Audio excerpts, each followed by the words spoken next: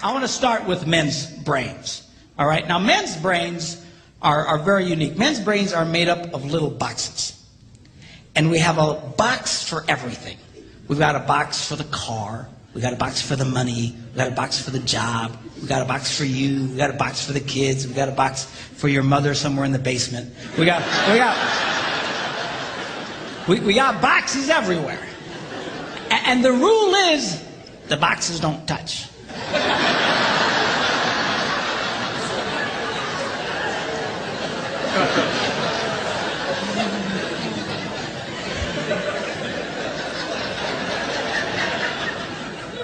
When a man discusses a particular subject, we go to that particular box, we pull that box out, we open the box, we discuss only what is in that box. All right?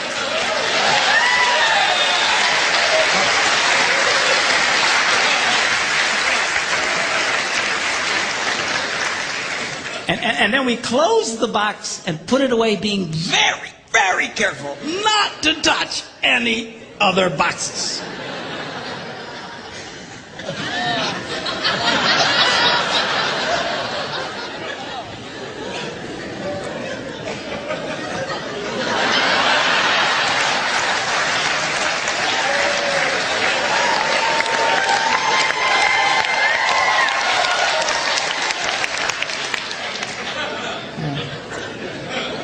Sorry, my Catholic upbringing got in there for a minute, but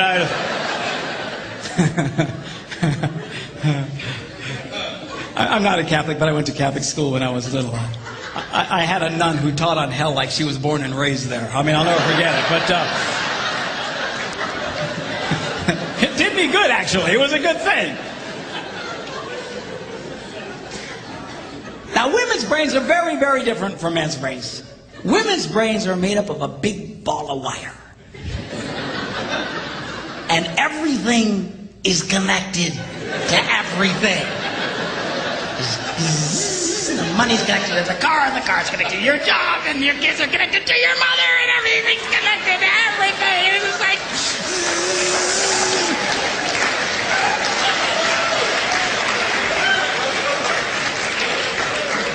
It's like the internet superhighway. Okay? And it's all driven by energy that we call emotion. It's one of the reasons why women tend to remember everything. Because if you take an event and you connect it to an emotion, it burns in your memory and you can remember it forever. The same thing happens for men. It just doesn't happen very often because, quite frankly, we don't care.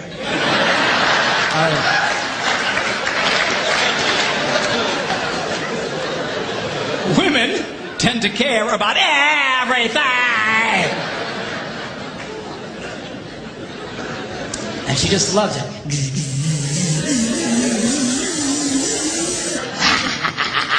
Okay?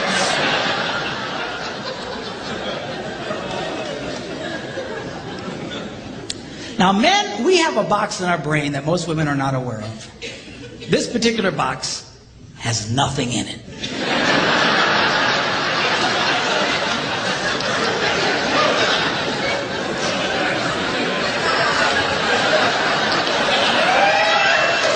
It's true. It's true. In fact, we call it the nothing box. And of all the boxes a man has in his brain, the nothing box is our favorite box.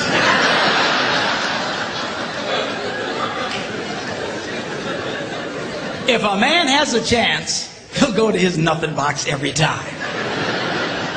That's why a man can do something seemingly completely brain dead for hours on end. You know, like fishing.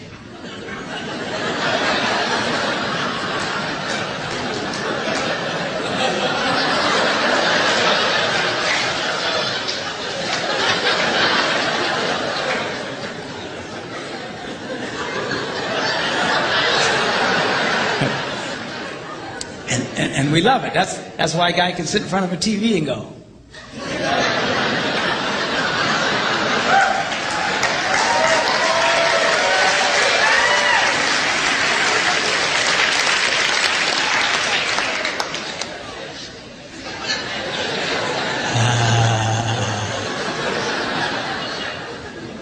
closer. Of course, this drives our wives nuts because they'll come up and say, stop that! You can't possibly be watching anything!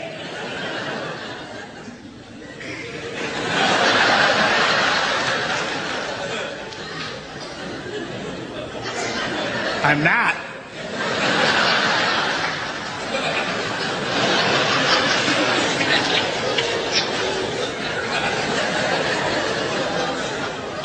Go away.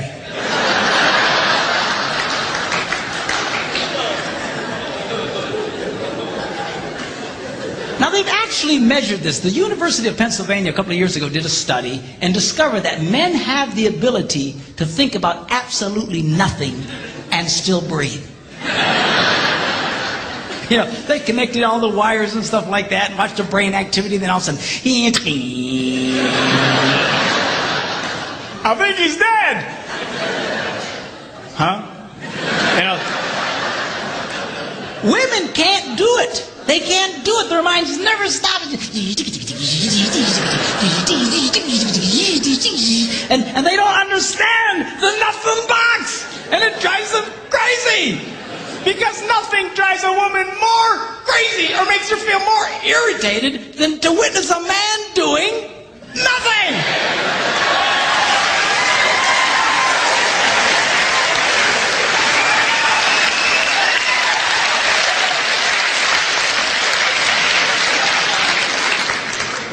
Now, one of the biggest revelations I get out of women is this whole nothing box issue. They just, everything's starting to make sense. And I've had women say, oh, it's nothing. Well, can I go in his nothing box with him? No! Why not? Because then it's something. Besides, you'll walk in there and go, You know, this place could really use some pictures. Nice little table over here, some flowers. Is it? No! Nothing! Get out! We don't want nothing.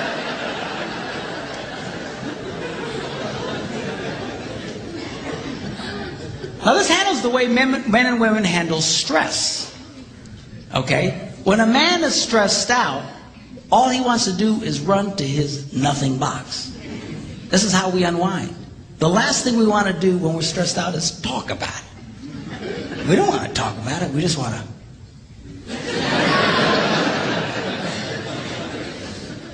Of course, this drives her nuts, you know. A woman will see a man in that vegetative state and she'll come up and go,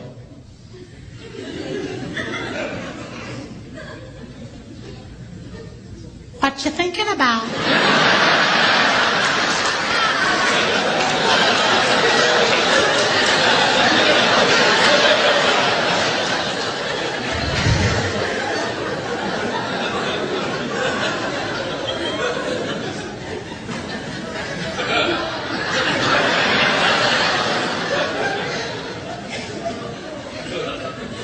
Nothing. We gotta be thinking about something. No, I was thinking about nothing. That guy was on a roll till you showed up. Go away. All right? Because that's how he handles stress. He just. Now, when a woman is stressed out, she has to talk about it. If she doesn't talk about it, her brain will literally explode. So she'll start just, I don't know what that's going to do with this. Not going to have that. You know, I never thought about this. My brother over here said me. And I know men who run from their wives when they do this. They do. I say, well, why do you run from her? He says, because I don't know what to tell her. I said, dear God, man, who told you to tell her anything? She wants you to tell her anything. See, a lot of guys, they feel obligated when you start explaining all your stress, they feel obligated to fix you. Right? Because that's what a man does. A man only tells his troubles to another man in hopes that that man will help fix it. Okay? But she's not a man. and you try and fix her, she gonna kill you. Right? She doesn't want your advice. She doesn't want your help. She wants you to shut up and listen. And a couple of ladies, that's right, you tell him.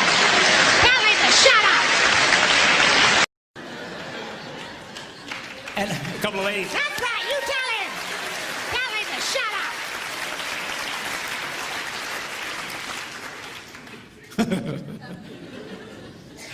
They like that. Now, I had one guy tell me, he said, man, if you should just tell me how she feels. I said, she doesn't know yet. This is what he means. That's how she figures out how she feels, by connecting this wire to that wire, this wire, and so on. Now, because they love each other, they offer to each other their answer, their solution. A man senses his wife is stressed out. He loves the girl. He offers to the girl his best and finest solution. Or just quit talking about it.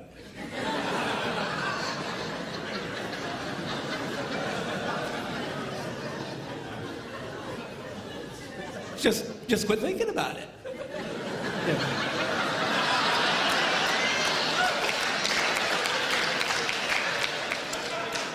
And that's when she starts reaching for the knives and stuff. She's gonna stab you if you keep it up, okay? Now, a woman, she senses her husband's all stressed out. She loves him.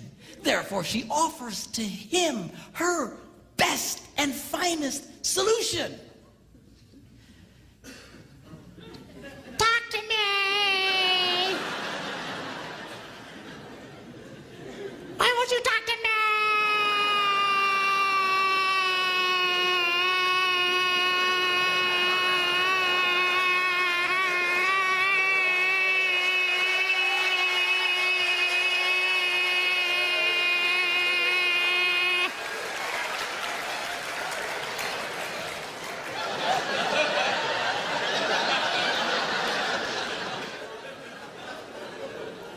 Go away.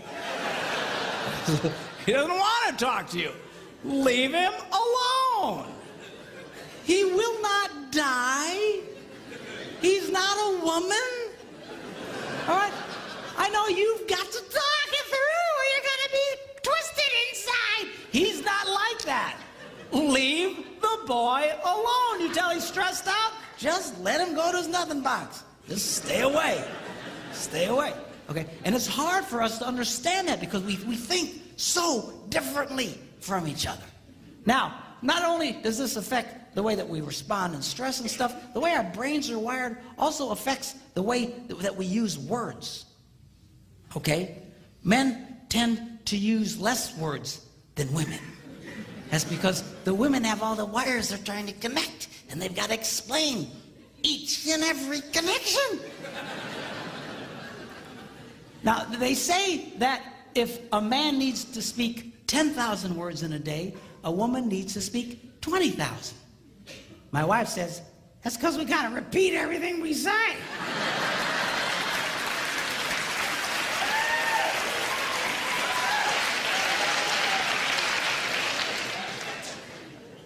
To which I responded, huh? Where is my darling redhead? Is she around? Come up. I want you to meet my wife, Debbie. Come on up here and just...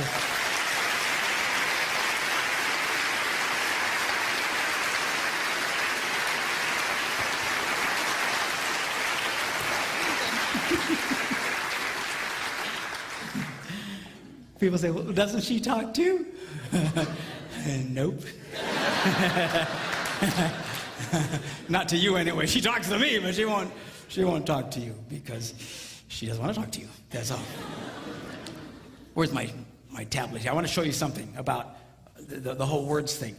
You know, they actually measured this. They went in and studied children and babies and found out, they actually went and took cameras and put them in nurseries and analyzed the pictures later. And they noticed the pictures of the little girls. Right from the get-go, their mouths are just going.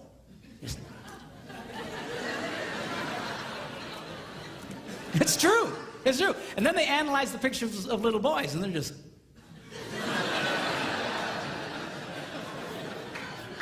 They're still thinking, what was that? I want to go back. I don't get it. Okay? Then they went and they recorded conversations of little boys and girls on playgrounds. And they went back and analyzed them. And they discovered that little girls loved to talk.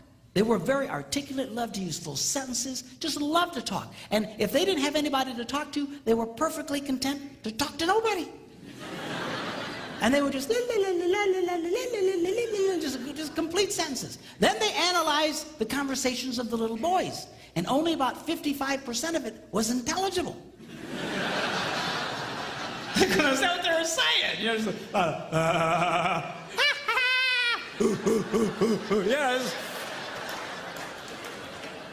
That's conversation to a man. Okay? Now.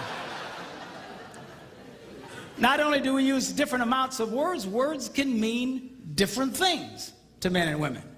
For example,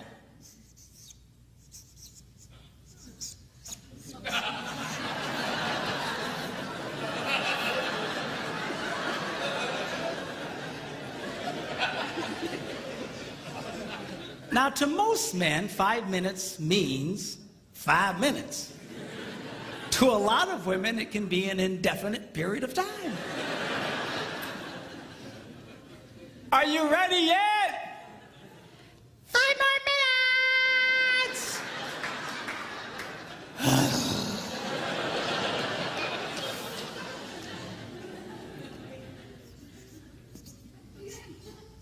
As we discussed, men understand nothing. Women don't understand the significance of nothing. If a woman says nothing, look out, it's something.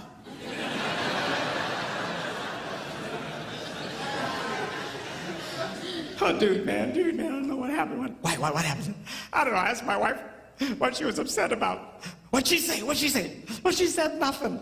Get out of the house, man! Run now! Get out!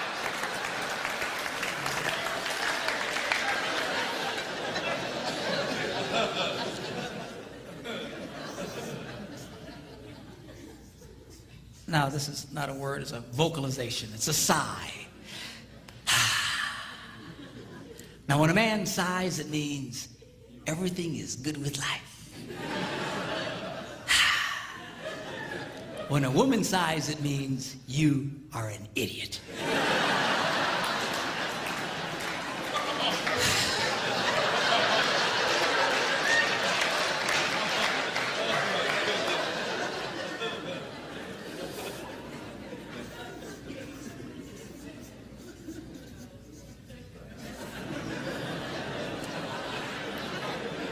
Now, when a man says, go ahead, he's being polite. When a woman says, go ahead, she's giving you the opportunity to explain whatever stupid thing it was you just did. But you need to be very careful in the explanation, because it's very likely to be followed by a sigh.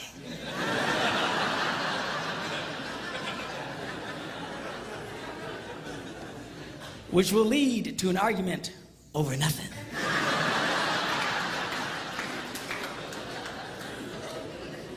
And then you ain't gonna have sex again for at least 5 minutes.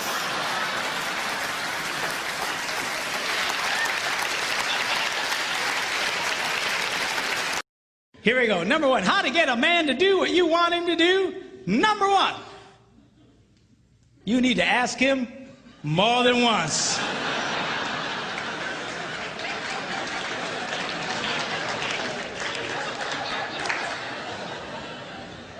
Asking a man to do something once is like never having asked him to do it at all.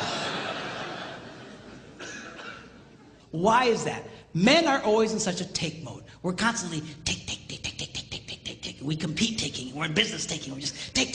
We're just in this take mode. And all of a sudden, his wife will say to him, honey, will you do such and such for me? And his left brain says to his right brain, you hear something.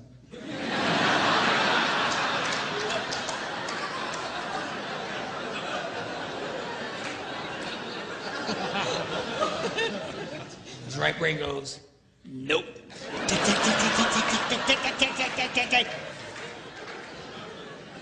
It takes more than once to get through to the boy.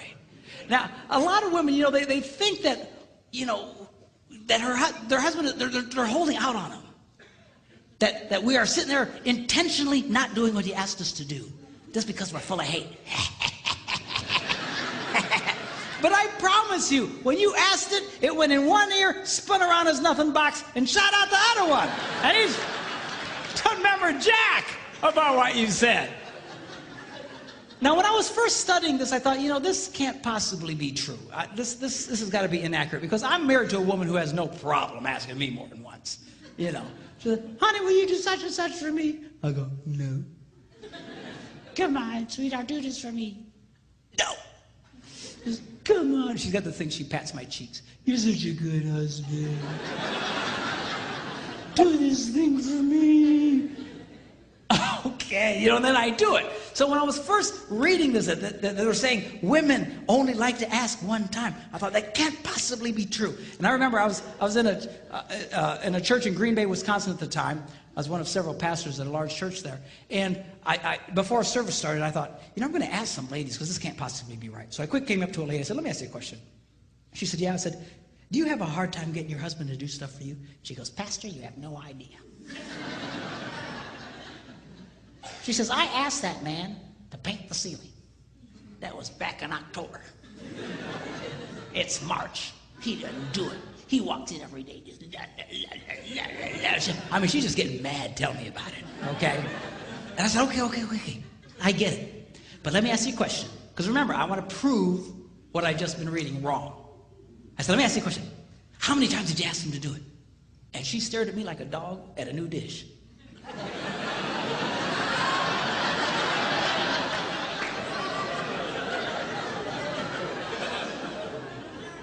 She said, once. I was stunned. I says, why wouldn't you ask him more than once? She says, I shouldn't have to. I said, you might want to try that. I got away from her. Went to another woman. I said, come here. And she says, what? I said, let me ask you a question. Do you have a hard time getting your husband to do stuff for you? She says, Pastor, you have no idea. She says, I will ask my husband, honey, put away the laundry, and I'll stick it right in the middle of the living room. And he didn't do it. He just walks over the top of it. He just walks around it. It'll sit there for a month. And she asked me with all seriousness, she said, Pastor, can't men see laundry?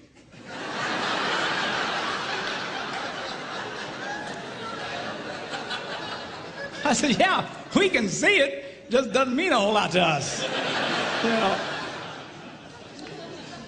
So she's just getting angry, just tell me about it. So I said, okay, yeah, I get it. But let me ask you a question.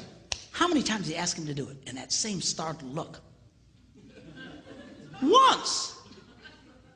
I was amazed. I said, once? Why wouldn't you ask more than once? I shouldn't have to.